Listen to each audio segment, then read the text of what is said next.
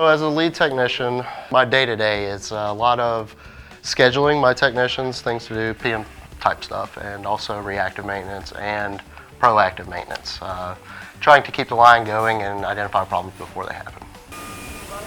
If we don't do our job, production can't do theirs, obviously. So we depend on each other because without production, we're nothing as well. Currently our line produces over 2,400 pounds an hour, and losing a line like that and the capacity like that on daily volumes is astronomical. If anything goes wrong with that, we're dead in the water. There's nothing we can do. A large downtime could cost us upwards on $1 million. We introduced them to the sensor technology, IIoT, which is the Industrial Internet of Things. So that sensors, they measure vibration and temperature, and you place them strategically, based on where you would see the highest vibrations. Allowing us to see the in-depth happenings of the machine, what is happening internally, not on the external front, allows us to monitor and see exactly what's going on while we produce.